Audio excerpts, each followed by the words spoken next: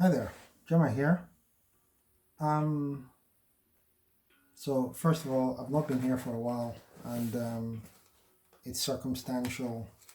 Even though I should not have let circumstance come in the way, and I'm sorry about that. But I also realize that there's work to be done, and I really mean it when I say that I believe our time is short. I don't know how short it is, but in the wider scheme of things, I know our time is very short. And there's only so much time left to do the things that we need to do before we leave this world. So it's time to get busy. Um, so as you know, I've been going through the book of Revelation and trying to tease out a few things. I'm trying to tease out a few things not because I claim to have the most the greatest eloquence, or because I feel I have the most revelation about the book of Revelation, or anything like that. I genuinely don't feel any of those things. I just feel I have a responsibility to share things that I see for the benefit of those who are alive now, before the rapture takes place, before the rapture takes place, so that there can be a greater urgency in our walk. But but equally as important, and perhaps even more pertinent, are the one is it's for those who will unfortunately not be taken in the rapture. I'm talking about people from different walks of life, different creeds, different perspectives, including some who unfortunately at the moment, when I say unfortunately, I mean unfortunately at that time, not for now, but who unfortunately go to church right now but don't have a real relationship with the Lord. And unfortunately, because many pastors don't talk about these things, many pastors don't emphasize these things for different reasons. Um, they are shying away from controversy. They don't want arguments and fights in the church, which is understandable, but still no excuse. They, in some cases, maybe perhaps they've not done enough of their homework in the book of Revelation. And don't get me wrong, it's not like I'm claiming to have done the most homework in the book, because I've listened to this book many times. I have read it quite a number of times, and almost every time I take a look in the book of Revelation, I find something new again. I find something intriguing that I didn't notice before. The point I'm trying to make is that it's hard to fathom the depths of God's knowledge, the hidden treasures of His wisdom. But it is important that we share these things, because Jesus gave this revelation for a reason. God gave this revelation to Jesus, and Jesus gave this revelation to John to give to the church. In Revelation chapter 1, verse 1, and it's not, by the way, it's not chapter 1 I'm going to be talking about tonight, it's chapter 8. But in Revelation 1, verse 1, it says, "The revelation of Jesus Christ, which God gave unto him, to show unto his servants things which must shortly come to pass. And he sent and signified it by his angel unto his servant John." It says, "The revelation of Jesus Christ, which God gave unto him, to show unto his servants things which must shortly come to pass. And he sent and signified it by his angel unto his servant John." So God gave it to Jesus Christ. Jesus Christ wanted to show it to his servants, so he gave through an angel unto his servant John. And John recorded this thing so that we would read. And look at what it says in verse 3. It says, "Blessed is he that readeth, and they that hear the words of this prophecy, and keep those things which are written therein, for the time is at hand." That's three things. It says, "Blessed is he that readeth, and they that hear the words of this prophecy." In other words, the blessing is in the reading, the hearing, and in the keeping of the words of this prophecy, for the time is at hand. The time is near. When you look at verse 1, when he says things which must shortly come to pass, the language that is used there is, if I'm correct, is in the Greek metatauta, and it means when these things begin to happen, they will happen quickly. Now, you might recall, if you've been watching the videos, and if you've not, then I will put links in the description to the previous videos so that you can go take a look, because I've spoken extensively around the things which are, the things which you have seen, the things which are, and the things which shall be hereafter. I'm getting a call which I can't take now, unfortunately. I'll call the person back later. Now, the what's it called? Sorry, I got thrown there. The thing I'm trying to emphasize here is that when Jesus says these things will happen quickly, I'm beginning to realize more and more that that is exactly what happens. If you've read through the book of Revelation before, and especially when you put it side by side with Daniel chapter 9 verse 24 to 27, one of the things you'll realize is that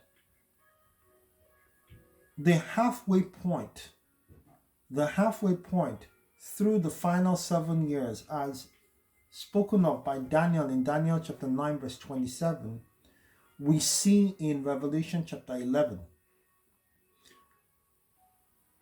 That halfway point through 7 years obviously is 3.5 years, which is a period of 42 months, which is also a period of what's the word called? 1,260 days. But it's astonishing the amount of things that have happened between the start of the tribulation period, which according to Daniel 9, 24 to 27, and in particular 27, is typified by the man of sin, the beast, according to the book of Revelation, the Antichrist, given or making for the confirmation of a covenant. He doesn't just get the nations to agree, he gets the nations to confirm a pre-existing agreement. I don't know precisely what that agreement is. I suspect it has a lot to do with Israel, but I'm not going to speculate around that just now. Better men have dealt with that subject far better than I have, and right now that's not what really I'm gunning for. The point I'm trying to make is that things are going to happen very quickly. And if you notice in chapter 6, when the seals start to be opened, the first 6 seals are opened in chapter 6 of the book of Revelation. And then in chapter 7, we get a bit of a pause. And 2 major things happen in chapter 7, which I dealt with in the last video. And that is the fact that the 144,000 Jews, virgin Jews, or Jewish virgins, who are all men, by the way, and that's not because I have a thing against women. It's just the Bible records that they are men. They've never slept with a woman. So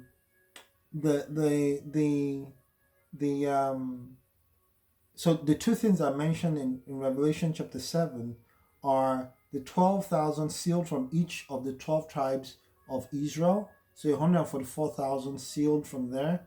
And then the multitude who are in white robes, who had come out of the great tribulation. Now, this is at the point where the 6 seals have been opened. The 7th seal is not yet opened. And that's what we're going to go into now.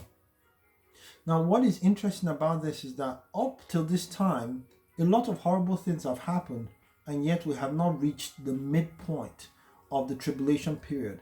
We have not reached the 3.5-year point of the tribulation period.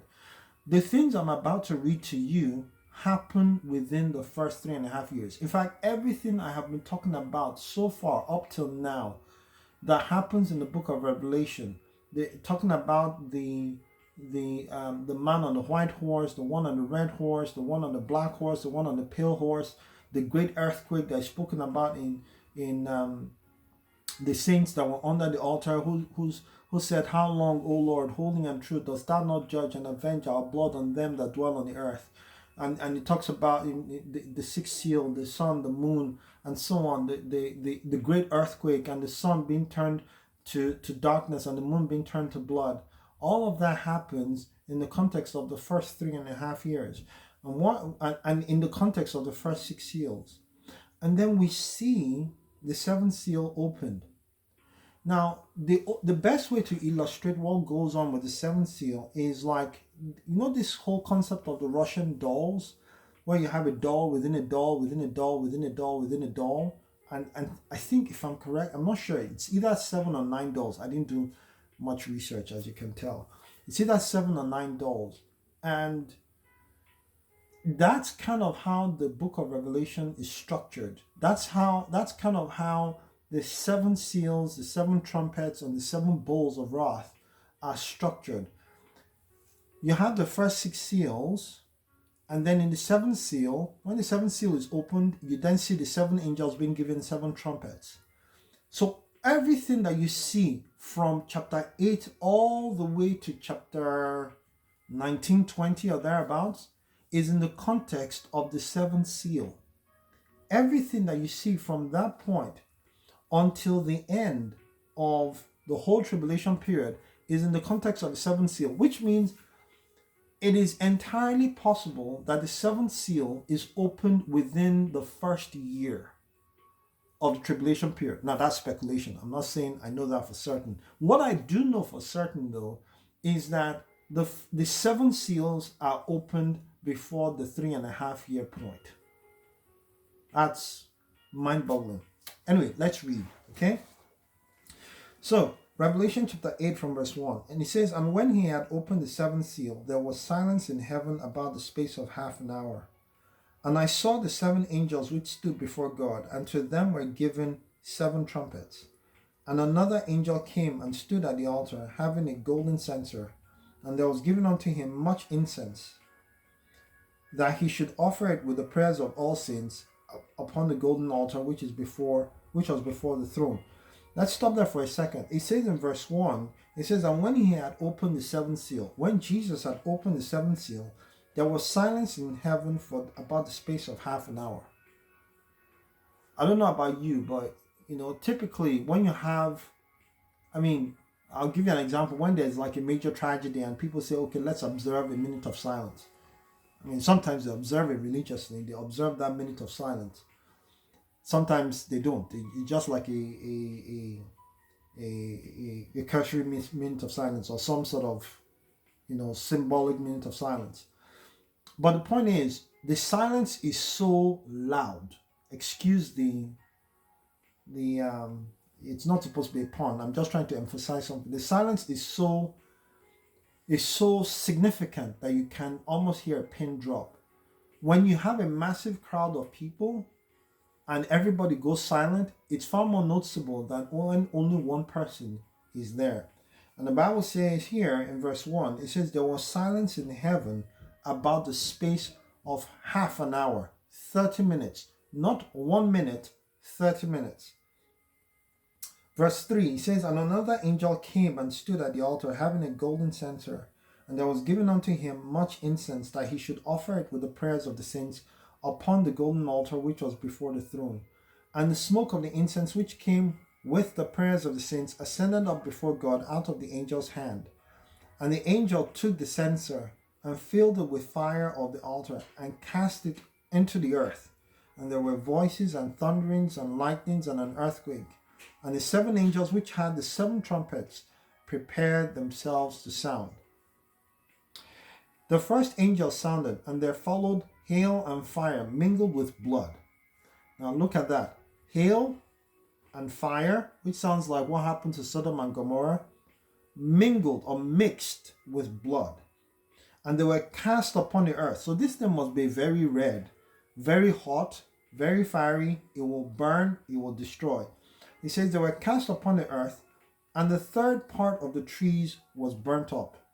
The third part of trees was burnt up. In other words, a third of the vegetation, whether it's swamp or savanna, a third part of the trees was burnt up. And all green grass, not a third, all green grass was burnt up. Think about the implications of that. You burn up the trees, there's less oxygen. You burn up the grass, there's less oxygen. Why? For all the talk about global warming, sometimes I think people, in the name of popularity, they forget how things actually work. There is I know I'm borrowing the term from Lion King and from biologists and so on, but there is an actual circle of life. See, when human beings breathe, they breathe in air, and God has designed the body to extract the 21% or so of oxygen from that air that you're breathing in. When you breathe in, You're not just breathing oxygen. There's many things you're breathing in. You're breathing inert gases. You're breathing nitrogen, which consists of about 79%. Correction, I think the oxygen is somewhere between 19 and 20%. No, actually 21%. About 78 to 79% is nitrogen. And then there's inert gases in there in the air. Inert gases doesn't mean, farts and things like that. Inert gases are simply gases which don't react. That's why they're called inert gases. Argon and things like that, I think. Gosh, I've not done these things for such a long time. Anyway, God designed the body to extract the oxygen, take it in, do work with it in the body, oxidize or metabolize food that you consume, burn it up, provide energy, and then the waste product from that is carbon dioxide. If I had a board, I would write the equation for you, but I don't have a board. But it's something along the lines of 6O2 plus C6H12O2 will give you 6H2O plus 6CO2. That is carbohydrates, or actually glucose plus oxygen will give you water and carbon dioxide. Carbon dioxide is a legitimate gas that the human being gives out. But then the plants use carbon dioxide in addition to the sun to process their own nutrition. And then subsequently, okay, I know I'm not explaining this perfectly. My last biology class was decades ago. But the point is, they process this and then they give out oxygen as their byproduct. So we take the oxygen, we use it, and we give out carbon dioxide. The plants take the carbon dioxide, use it, and give out oxygen. So you tell me, is God stupid, or is climate change stupid? That's up to you to judge. But I'm not going to say more than that. But think about it.